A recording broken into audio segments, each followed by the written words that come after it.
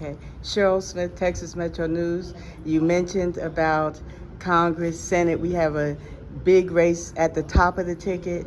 We have a big race in Texas. So I'd like for each of you to give a message to voters in Texas about the importance of voting down ballot. Yeah, I can start. Y'all have seen the drama I have to deal with. I mean, it's so important that Hakeem Jeffries becomes the Speaker of the House because there's real issues that we need to resolve. The American people are hurting. You know, I understand that we have the White House.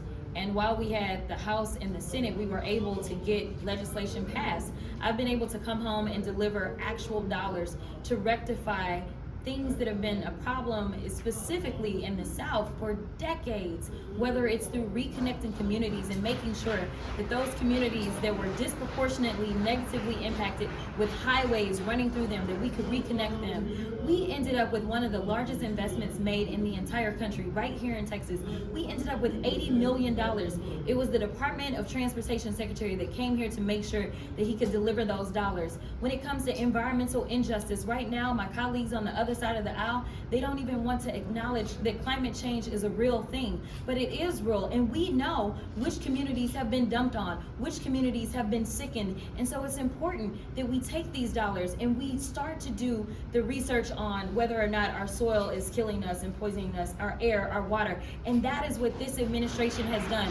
We have brought home millions of dollars to start to rectify these wrongs, and so it does matter when you have people that actually sign up to go to work and to actually do the work. And right now we got a bunch of clowns. So I'm gonna need everybody to get up and get out and vote, because we've got to make sure that the Democrats control the House. We've got to make sure that the Democrats control the Senate or maintain control of the Senate, and we absolutely can't have someone in the White House that consistently goes after people right here within our own borders. It should never be acceptable to go after any group of people that have come to this country to make this country better. The fact that we have somebody that is stoking lies that they know are lies against the people right there in Springfield, Ohio, or we are at a HBC right now, and we know that when it comes to things such as policing, that's something that the governor has talked about. We have a candidate that is running to be the president of the United States that says, you know what, we're tired of those progressive prosecutors that have decided that when there is a black or brown person gunned down by law enforcement, that they then get prosecuted. He wants to give them criminal immunity. This cannot be the way that we move this country. So when the vice president says that we won't go back, that's what she's talking about. We will go forward, but we can't do it unless she has help. So don't think it's good enough to go in and vote for president. You got to vote all the way up and down the ticket. You got to make sure that she has a team that will be supportive and deliver the legislation that we need to make sure that our lives are being improved. Amen, amen, amen. No, listen, it matters who sits in these seats, guys. It matters who is in the seats making the decisions about things that are going to impact our lives. And I think, and the Congresswoman is a perfect example. Like, we have a fighter. We have someone who's giving detailed proposals and answers to so many of the challenges we face in our lives. It matters that she's in this seat.